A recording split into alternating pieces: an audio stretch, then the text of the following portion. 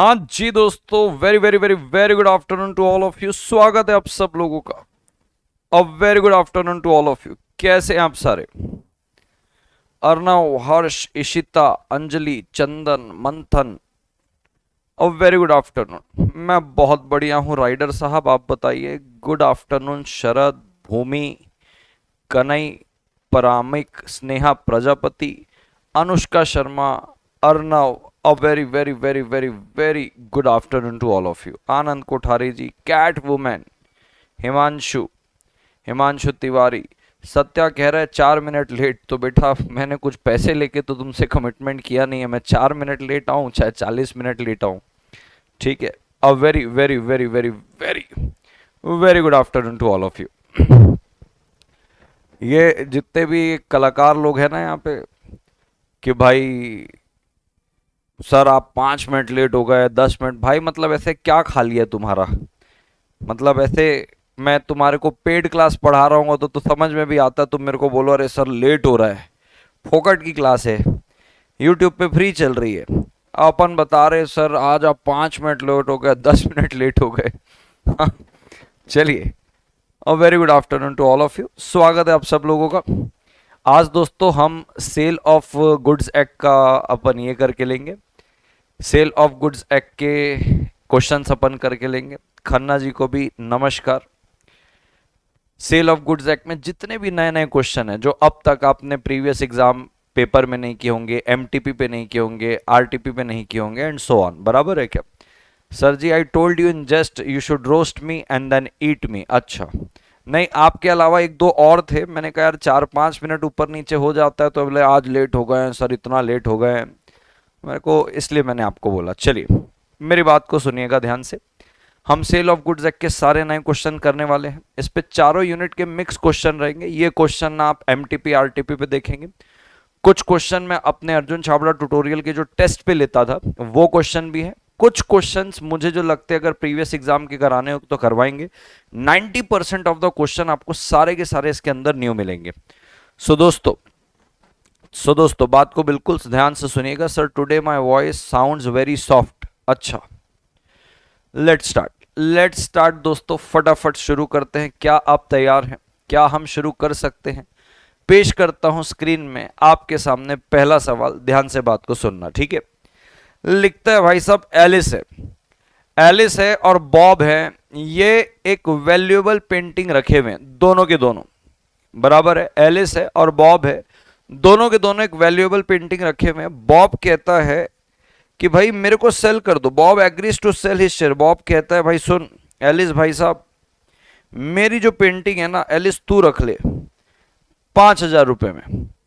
अब आपको बताना है क्या ऐसा ट्रांजेक्शन हो सकता है सेल ऑफ गुड्स एक्ट 1930 में, आपको एक्सप्लेन करना है। आपको ये एक्सप्लेन करना है कि क्या ऐसा ट्रांजेक्शन हो सकता है क्या ऐसा ट्रांजेक्शन हो सकता है क्या कि भाई एक पार्ट ओनर दूसरे पार्ट ओनर को सामान बेच रहा है, क्या इसको contract of sale of goods बोलेंगे क्या इसको contract of sale of goods बोलेंगे क्या इसको contract of sale of goods बोलेंगे बोलेंगे?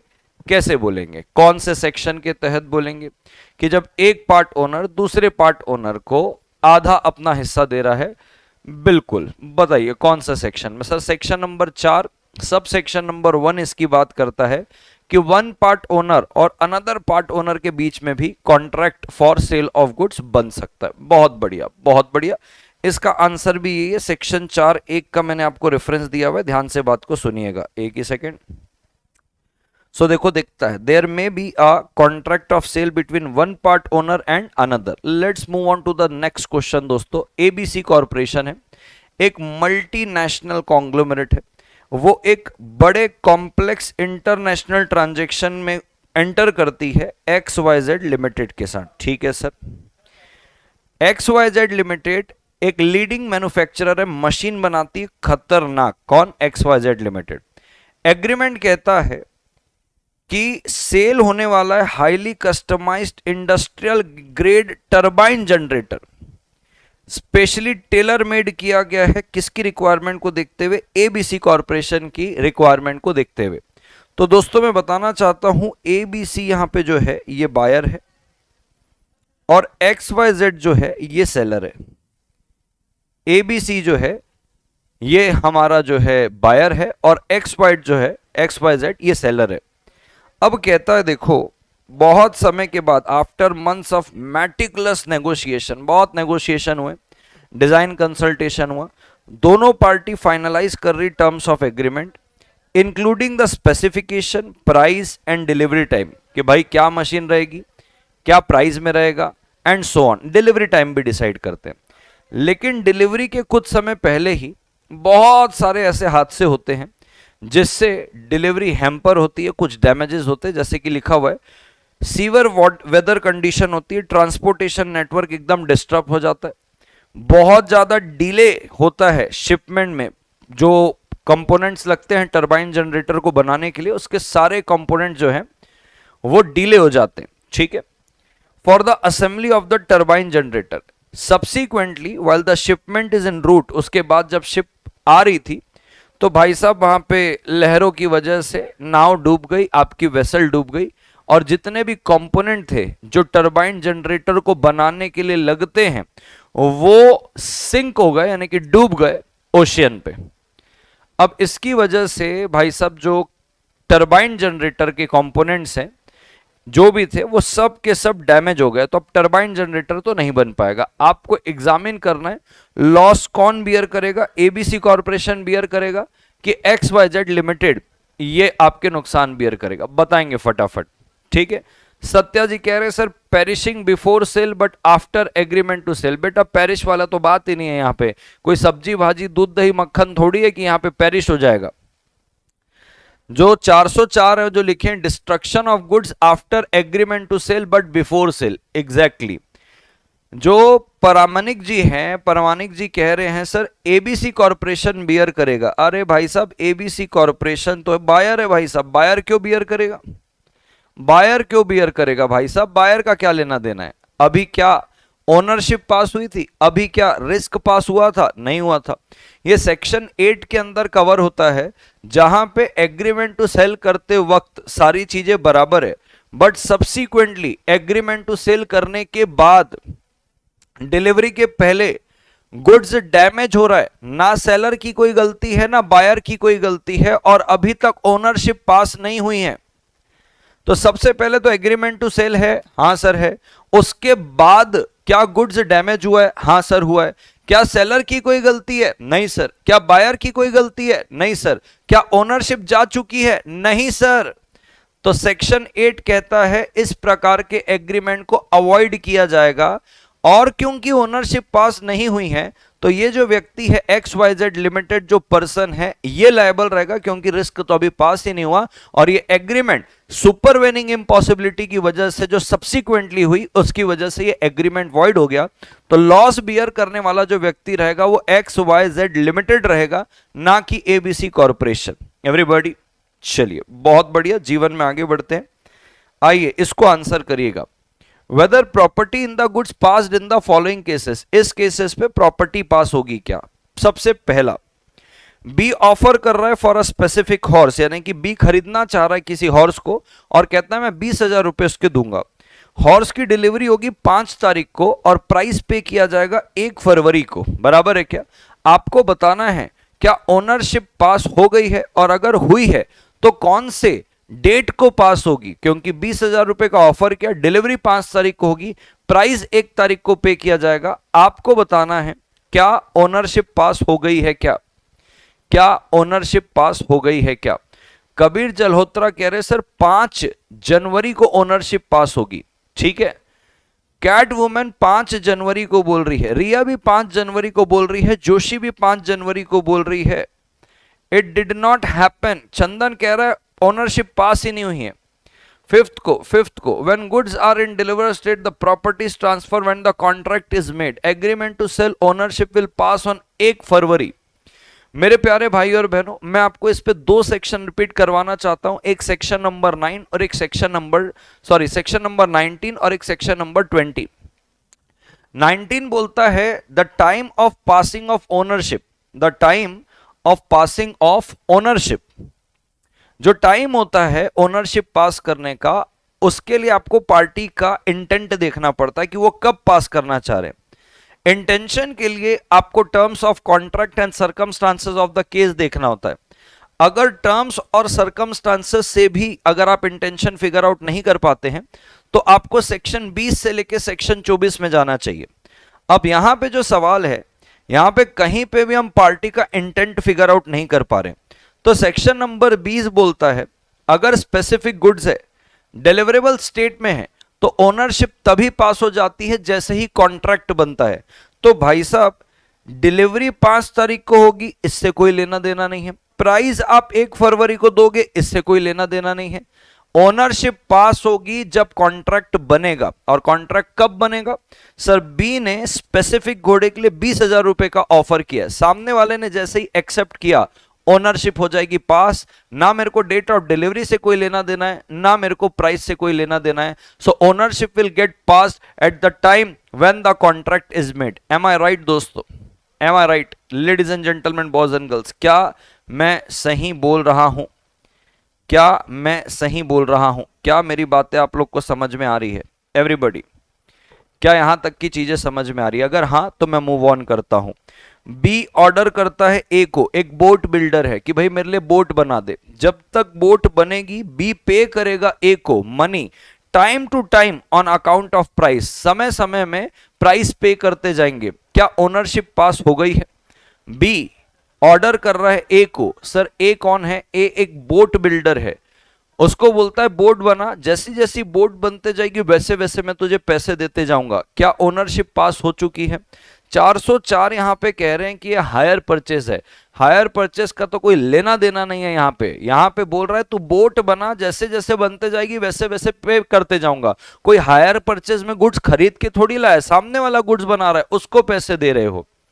तो दोस्तों मैं बताना चाहता हूं यहां पे गुड्स स्पेसिफिक तो है, बोट बनानी है, बट वो डिलीवरेबल स्टेट में नहीं है।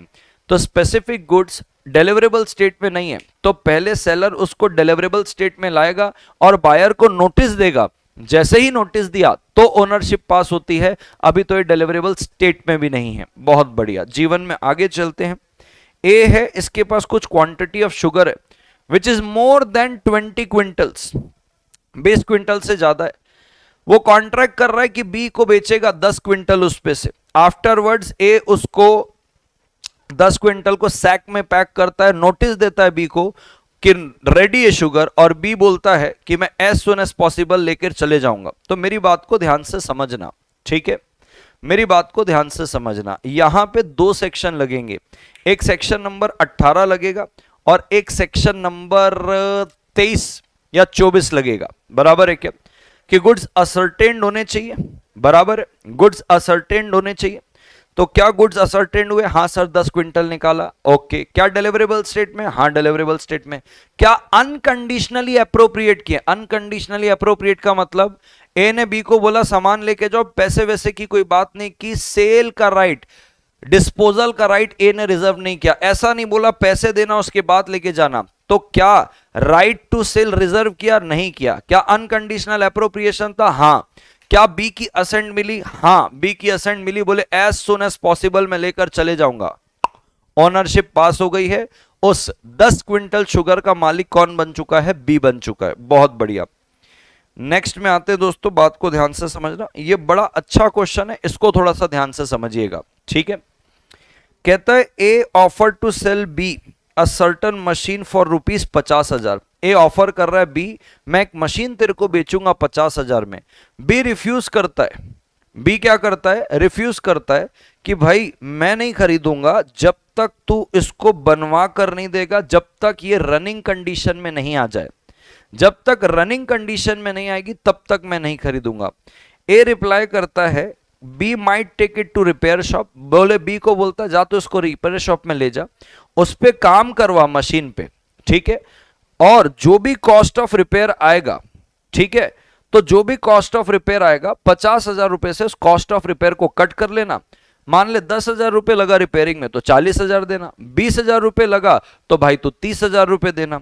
इस प्रकार से to this B agreed and took the machine to repair shop. B agree करता है और लेके चले जाता है रिपेयर शॉप पे इसके पास, ठीक है सर?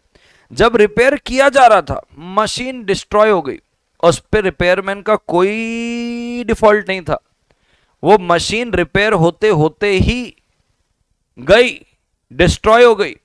बताइए क्या ए प्राइस रिकवर कर सकता है बी से? बताइए क्या ए प्राइस रिकवर कर सकता है बी से? बताइए क्या ए प्राइस रिकवर कर सकता है बी से?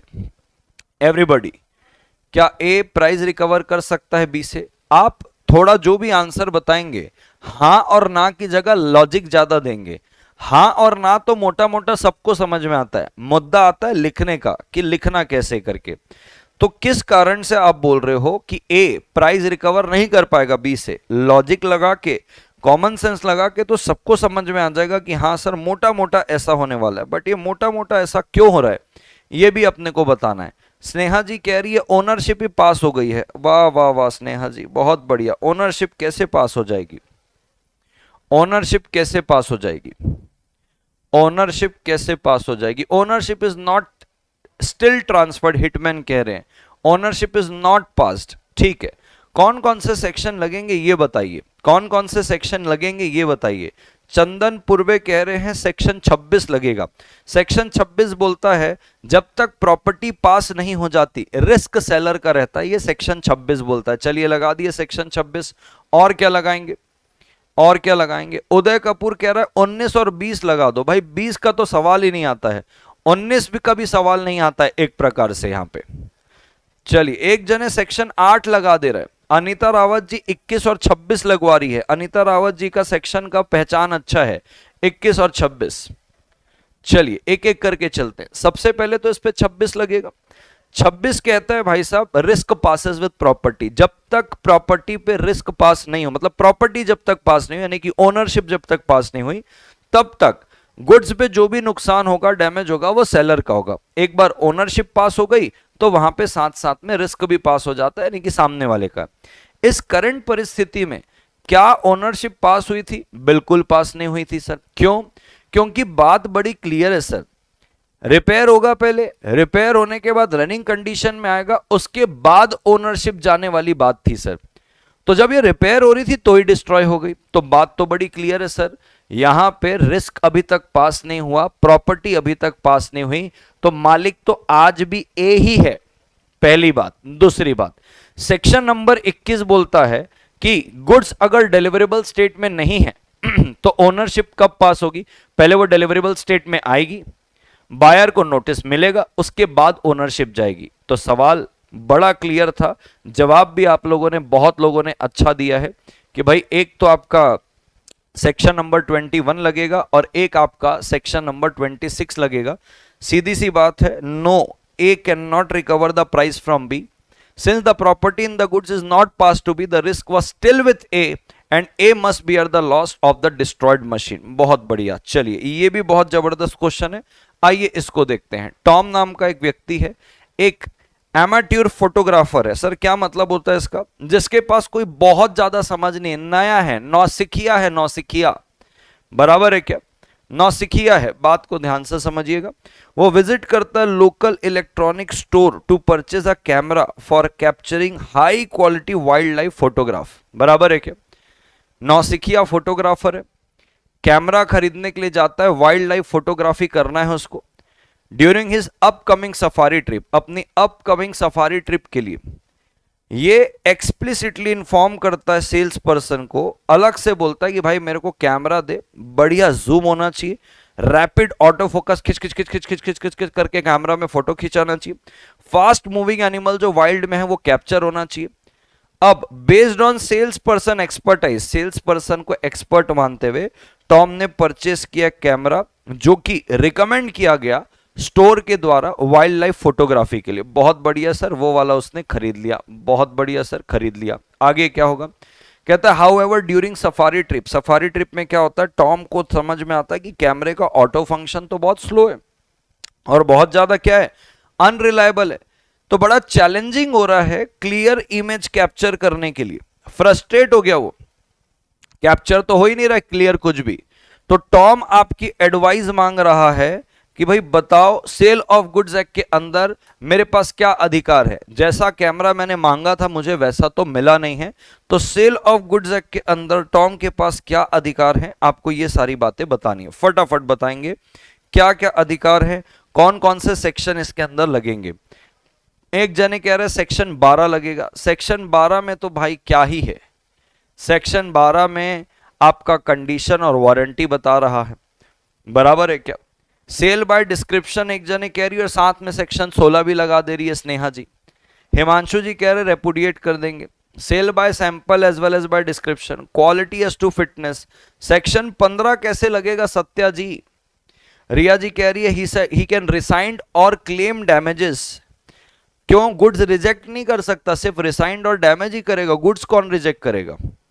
सेल बाय डिस्क्रिप्शन, आनंद कोठारी तो सेक्शन 4(3) पे चले गए, 4(3) में चले गए आनंद कोठारी दी वहां भाई 4(3) में तो कॉन्ट्रैक्ट ऑफ सेल दिया हुआ है, यानी कि कब सेल और कब एग्रीमेंट टू सेल मानेंगे। ही रिलायड अपॉन सेलर की स्किल एंड डिलीजेंस। चलिए एक एक करके बात करते हैं। सबसे पहले तो दोस्तों सेक्शन 16 एक बोलता है there is no implied condition for the quality, there is no implied condition or implied warranty for quality or fitness of the goods, बराबर है क्या। लेकिन उसके एक्सेप्शन आते हैं, 16 में ये जनरल रूल लिखा हुआ है, फिर 16(1) के अंदर आते हैं। 16(1) बोलता है कि आपको इंप्लाइड कंडीशन मिलेगी अगर आप पर्पस बताओगे कौन से पर्पस के लिए गुड्स चाहिए, आप सेलर की स्किल और जजमेंट में भरोसा करोगे, सेलर का काम ही है उन्हें डिस्क्रिप्शन के गुड्स पे डील करने के लिए, तो आपको इंप्लाइड कंडीशन मिलेगी। एक एक करके चलते हैं। तो सबसे पहले जैसे मैं देख पा रहा हूं ये है नौसिखिया, ओके, ये जा रहा है लोकल इलेक्ट्रॉनिक स्टोर में कैमरा परचेस करने के लिए हाई क्वालिटी का, ठीक है। उसने अपना पर्पस बताया, हाँ सर पर्पस बताया। क्या उसने सेल्स पर्सन के एक्सपर्टीज में भरोसा किया, हाँ। क्या सेल्स पर्सन का काम वही है कैमरा सप्लाई करने का, द आंसर इज यस। क्या अब उसका पर्पस फिट बैठ पा रहा है, नहीं सर, स्लो है, ऑटो फोकस नहीं है, बड़ा स्लो जूम हो रहा है, काम नहीं बन पा रहा है। तो अब हम बोलेंगे कि इंप्लाइड कंडीशन की ब्रीच है। 3 चीज इसको मिल सकती है, पहला या तो ये बोल सकता है मेरे को रिप्लेस करके दो गुड्स, दूसरा ये रिसाइंड भी कर सकता है, गुड्स को रिजेक्ट भी कर सकता है, प्राइस भी रिफंड मांग सकता है और डैमेजेस भी मांग सकता है, क्योंकि इसके अच्छे अच्छे मोमेंट जो थे, अच्छे अच्छे मोमेंट जंगल वाले, वो ये कैप्चर नहीं कर पाया। तो आइए साथ में पढ़ के लेते हैं। सबसे पहले तो ये वही बोलता है कि भाई इंप्लाइड कंडीशन एंड वारंटी नहीं होती, 16(1) के बारे से बोला हुआ है। फिर कहता है देखो 3 चीज ध्यान रखना, पर्टिकुलर पर्पस बताया, बायर रिलाई करता है सेलर और स्किल, सेलर की स्किल और जजमेंट में। फिर कहता है सेलर डील करता है उन्हीं गुड्स पे जिस गुड्स को बायर खरीद रहा है, यानी कि कैमरे में, तो इंप्लाइड कंडीशन मिलेगी कि भाई गुड्स रीजनेबली फिट होना चाहिए फॉर सच पर्पस, बराबर है। अब यहां पे देखो टॉम ने क्लियरली इंफॉर्म किया advance zoom and rapid auto focus चाहिए। दूसरा वो एमेट्योर है, यानी कि वो खुद नौसिखिया है, उसकी एक्सपर्टीज में भरोसा किया। सेलर कैमरे वाले धंधे में ही है और कैमरा फेल हो गया, स्पेसिफिक रिक्वायरमेंट मीट नहीं किया क्योंकि वो स्लो है और उसका ऑटो फोकस अनरिलायबल है।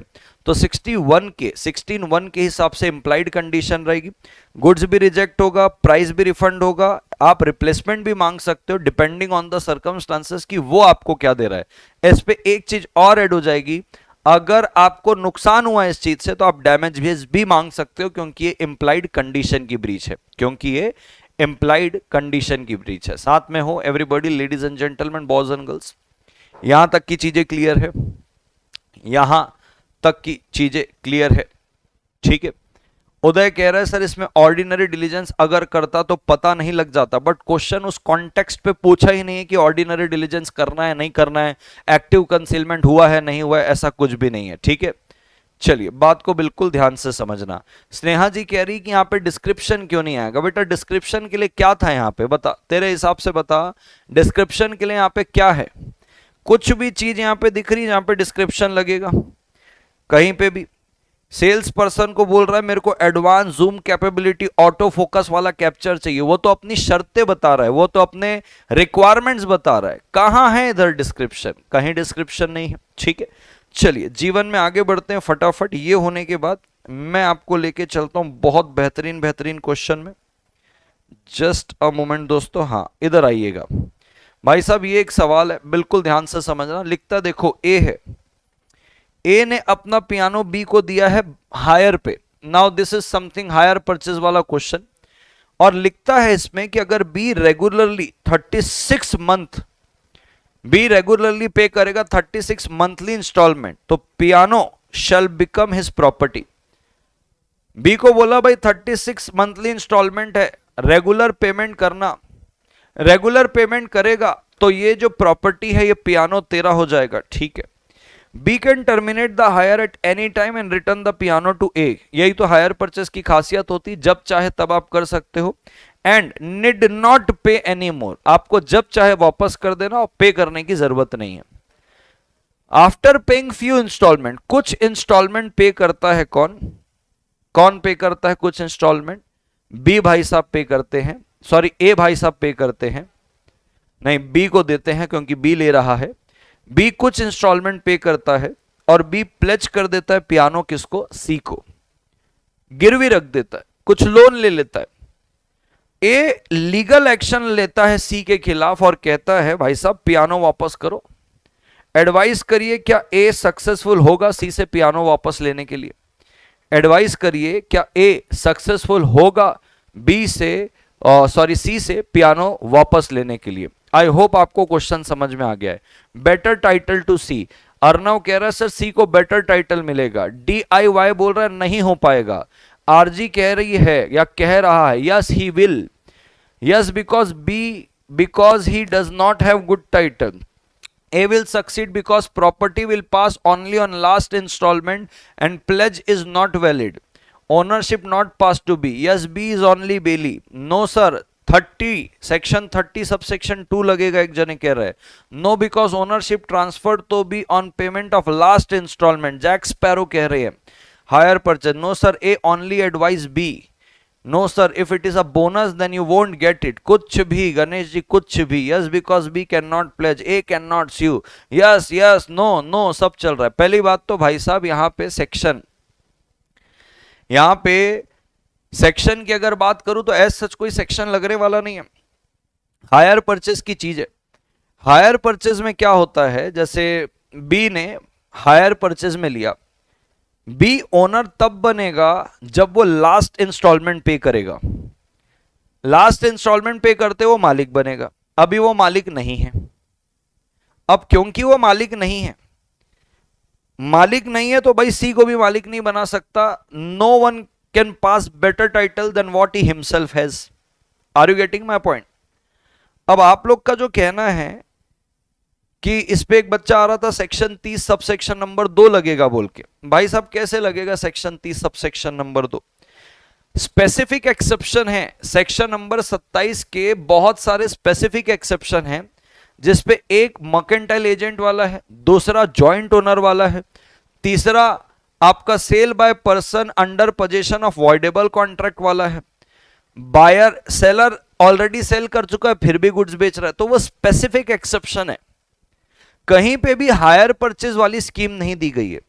और हायर परचेज में सामने वाला यानी कि बी मालिक तब बनेगा जब वो लास्ट इंस्टॉलमेंट पे करेगा। क्या अभी बी मालिक था? नहीं, बी तो खुद क्या था? हायरर था।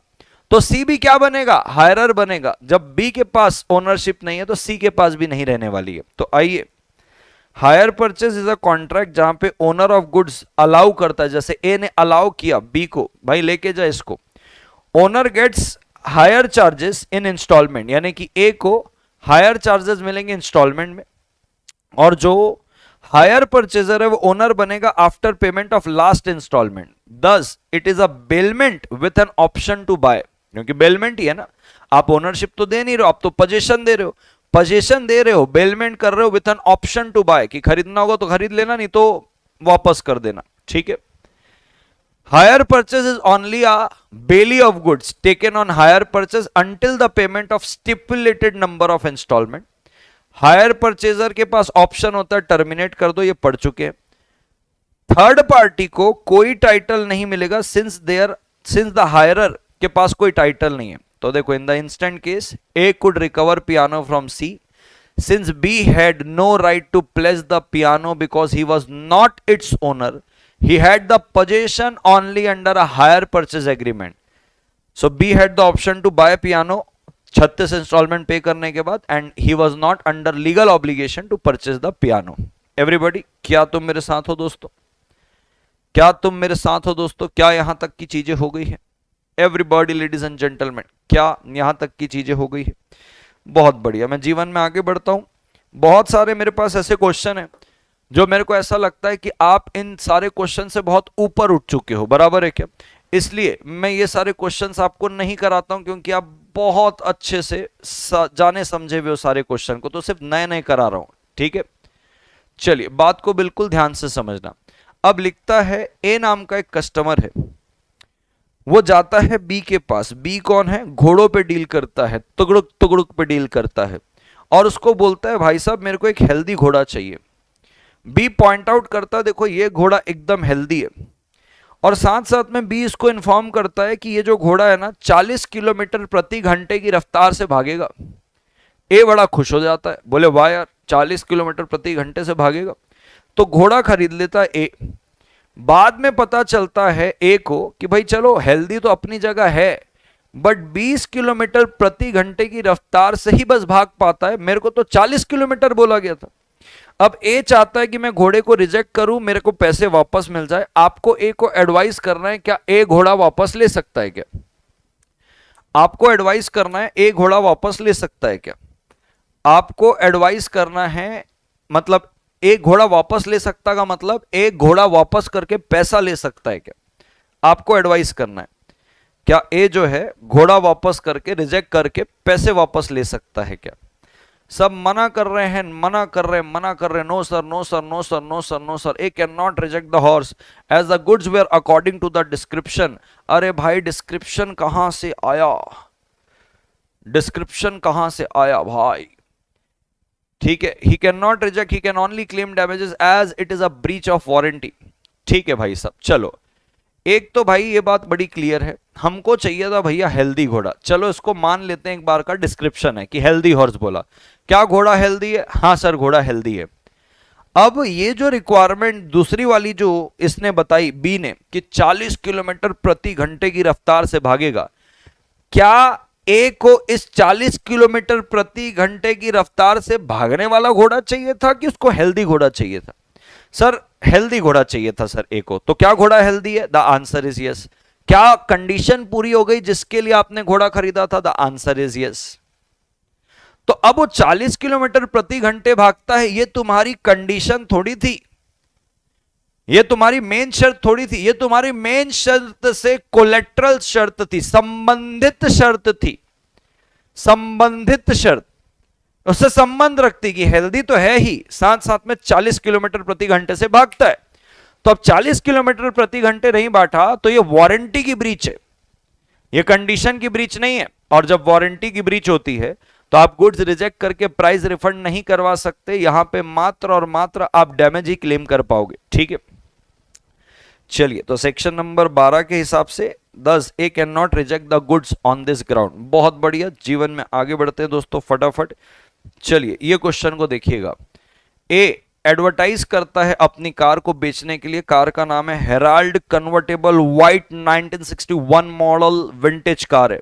ठीक है, बी एग्जामिन करता है कार को और उसको खरीद लेता है। बी जो है कार को एग्जामिन करता है, खरीद लेता है। बी को बाद में पता चलता है कि ये जो कार है ना, ये हेराल्ड कन्वर्टेबल व्हाइट 1961, ये एक्चुअल में पूरी की पूरी हेराल्ड कन्वर्टेबल व्हाइट 1961 नहीं थी।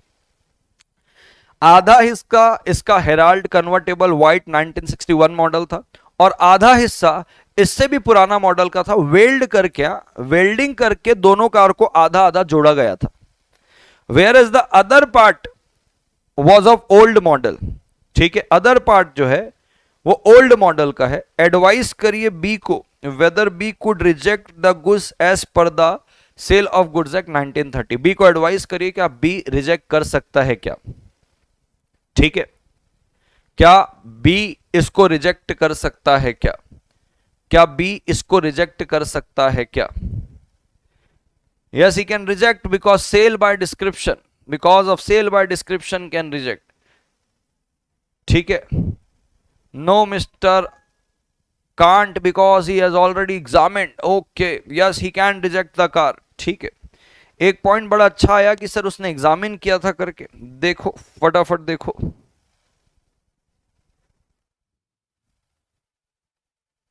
एवरीबॉडी बताए। 13 की बात चल रही है भाई। देखो सबसे पहले ना आप थोड़ा सा समझने की कोशिश करो। सबसे पहली तो भाई साहब ये है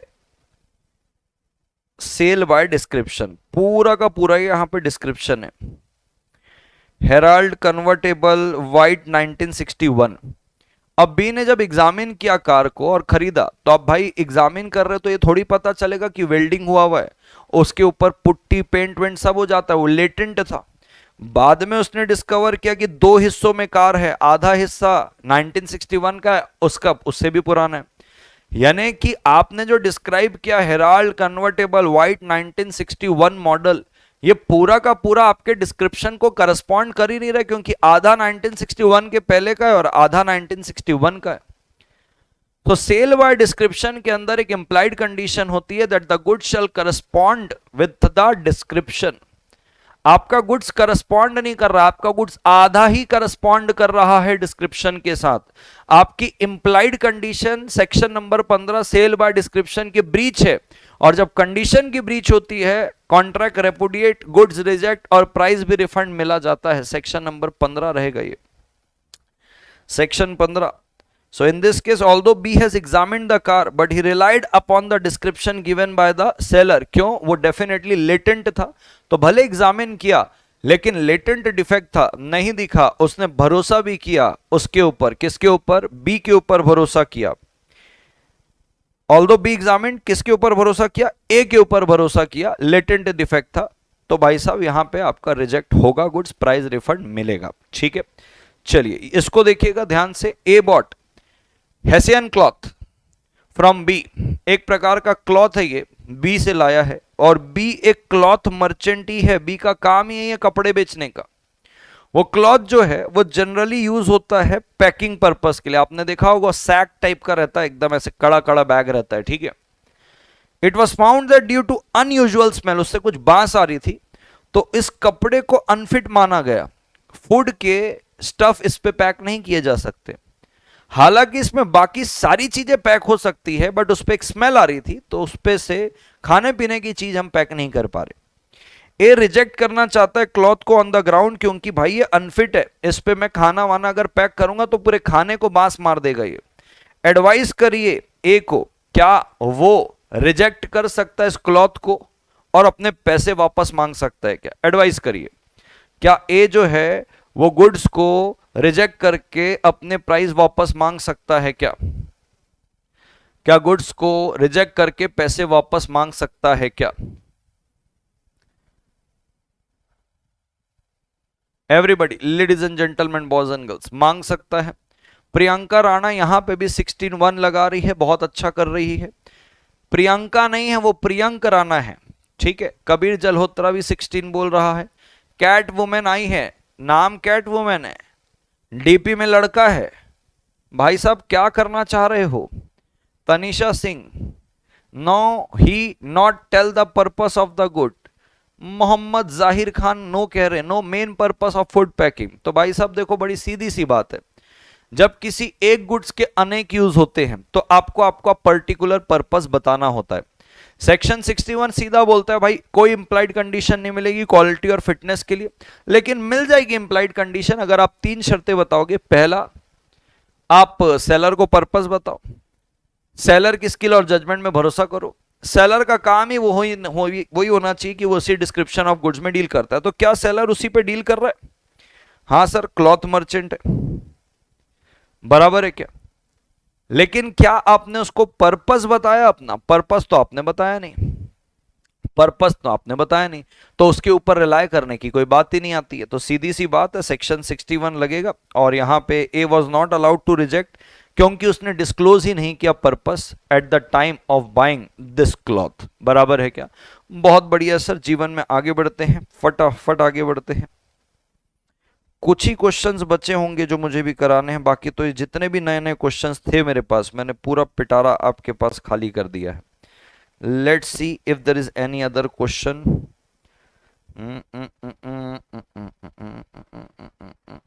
हाँ जी, ये वाला क्वेश्चन ध्यान से देखेंगे। An auction sale of certain goods was held on 7 March 2023। Auction sale हुआ है कुछ गुड्स का 7 मार्च 2023 को by the fall of hammer in favour of highest bidder, जिसने हाई बिड लगाई है, ठीक है। X the payment of auction price, sorry by payment in favour of highest bidder X, highest bidder X है। The payment of X auction price was made on 8th March, payment कब किया गया 8th March 2023 को, followed by the delivery of goods on 10th March 2023। तो भाई साहब बड़ा clear है, 7 मार्च को फॉल ऑफ हैमर हुआ, हाईएस्ट बिडर थे मिस्टर एक्स, पेमेंट किए वो 8 मार्च 2023 को, डिलीवरी होगी कितना 10 मार्च 2023 को। बताइए सेल ऑफ गुड्स एक्ट के हिसाब से ऑक्शन सेल कब कंप्लीट हुई है, सेल ऑफ गुड्स के हिसाब से ऑक्शन सेल कब कंप्लीट हुई है, सेल ऑफ गुड्स के हिसाब से ऑक्शन सेल कब कंप्लीट हुई है। Sale was complete on 7th March as soon as the hammer fall, section number 54। बिल्कुल ना, इससे कोई लेना देना है कि भैया 8 मार्च को पेमेंट होगा, ना इससे कोई लेना देना है कि 10 मार्च को डिलीवरी होगी। अब सुनना बात को ध्यान से, यहां पे एक सवाल आपको ऐसे आएगा, कैसे आएगा बात को बिल्कुल ध्यान से समझना। मान लीजिए हाईएस्ट बिड लगाई गई, हाईएस्ट बिड एक्स के द्वारा लगाई गई, कब लगाया गया, मैं कहता हूं 7 मार्च को लगाया गया 2023। अब एक्स जो है, एक्स हो गया भाई साहब बायर, एक्स हो गया भाई साहब बायर। सेलर कौन है, मान लीजिए जेड नाम का एक व्यक्ति है, ये सेलर है। अब जब फॉल ऑफ हैमर हुआ, जब फॉल ऑफ हैमर हुआ तो एक्स और जेड के बीच पे एक एग्रीमेंट होता है। उस एग्रीमेंट में ये लिखा होता है, उस एग्रीमेंट में ये लिखा होता है, उस एग्रीमेंट में ये लिखा होता है, जेड बोलता है एक्स को कि भाई हाईएस्ट बिड तेरी है, सामान तो तू ही लेके जाएगा, बट ध्यान रख ओनरशिप गुड्स की तेरे पास तब जाएगी जब जो तूने मुझे चेक दिया है ना, एक्स ने जेड को चेक दिया है, बोले ये चेक मैं बैंक में जमा कराऊंगा, चेक बैंक में जमा होगा, जब पेमेंट मेरे खाते पे आएगा, जेड के अकाउंट में जब पेमेंट क्रेडिट होगा एक्स, तब जाके तेरे पास क्या आएगी, ओनरशिप आएगी। अब ऐसा होता है कि एक्स ने चेक इशू कर दिया 7th मार्च को ही, 7th मार्च को ही चेक इशू कर दिया। अभी जेड इसको जमा कराएगा या क्लियर होगा, जेड के खाते में आएगा 8 तारीख को ही, 8th मार्च को ही एक्स ने इसको बेच दिया वाई नाम के एक व्यक्ति को, और वाई ने इसको खरीद भी लिया। सवाल आता है कि क्या वाई के पास एक वैलिड टाइटल आएगा क्या, क्योंकि एग्रीमेंट के हिसाब से एक्स और जेड के एग्रीमेंट के हिसाब से जेड कहता है एक्स तेरे पास ओनरशिप तब जाएगी जब चेक मेरे खाते पे क्रेडिट होगा। अभी तो चेक दिया ही है, वो जमा करेगा, वो क्रेडिट होगा, उसके पहले अगले ही दिन वाई को बेच देता है। मुझे बताइए क्या वाई एक ओनर बन चुका है, क्या वाई के पास एक वैलिड टाइटल जा चुका है, क्या वाई के पास एक वैलिड टाइटल जा चुका है, फटाफट बताएंगे, क्या वाई के पास एक वैलिड टाइटल जा चुका है। पबजी मोबाइल आ रहे हैं और कह रहे हैं नो सर, सेक्शन नंबर 27 नमोदैत क्वाद नॉन हबैत, if you are in good faith then it will come, a valid title will come to you, ownership not passed, not yet passed, so valid, पता नहीं क्या लिख रहे हैं। yes you have a valid title, yes yes sir he will get a better title। तो मैं आपको बताना चाहता हूं दोस्तों, सेक्शन नंबर 64 बोलता है, सेक्शन 64 बोलता है भाई साहब, एक बार फॉल ऑफ हैमर हुआ, फॉल ऑफ हैमर होते ही सेल कंप्लीट हो जाती है। पेमेंट कब होगा, डिलीवरी कब होगी, इससे कोई लेना देना नहीं है। तो एक्स हाईएस्ट बिडर था, वो ओनर बना, फॉल ऑफ हैमर हो गया था। तो अब 8 मार्च को उसने बेच दिया, तो भाई साहब जब बेचा वो भी वैलिड है, क्योंकि भाई साहब जब एक्स के पास फॉल ऑफ हैमर से अगर वैलिड टाइटल आ गया था तो वाई के पास भी तो टाइटल आ ही गया। ये नीचे एग्जाम्पल पे दिया हुआ है, ध्यान से समझिएगा। देखो लिखता है पी ने ऑक्शन से कार बेचा, it was knocked down to Q who was only allowed to take it away, कब अलाउ होगा, जब वो चेक देगा प्राइस के लिए और साइन करेगा एक agreement that ownership should not pass until the cheque was cleared. ठीक है, in the meanwhile till the cheque was cleared, जब तक चेक क्लियर होता Q sold the car to R, Q ने R को बेच दिया. It was held that the property was passed on the fall of hammer and therefore R had a good title. Fall of hammer में good title आ गया था. तो both sale और सब सेल यानी कि R के पास टाइटल आ गया था. सॉरी Q के पास टाइटल तो फॉल ऑफ हैमर पे ही आ गया था. तो जब Q के पास फॉल ऑफ हैमर पे टाइटल आ गया था तो R के पास भी आ गया. तो both sale and sub sale are valid in favour of Q and R respectively. ठीक है, चलिए बहुत बढ़िया दोस्तों, ये थे सेल ऑफ गुड्स एक्ट के सारे नए नए सवाल. कल हम लोग करेंगे पार्टनरशिप के सारे नए नए सवाल. और रही बात आपकी एजेंसी की, बराबर है क्या, तो जो एजेंसी वाली चीज है मैं उसके लिए एक वीडियो बनाऊंगा आराम से. अभी मेरे दिन पे 3 लेक्चर चल रहे हैं. सुबह सीए फाउंडेशन का लेक्चर चल रहा है, फिर उसके बाद सीए इंटर का लेक्चर चलता है. मेरे पास सिर्फ नाश्ता करने के लिए और खाना खाने के लिए वक्त होता है.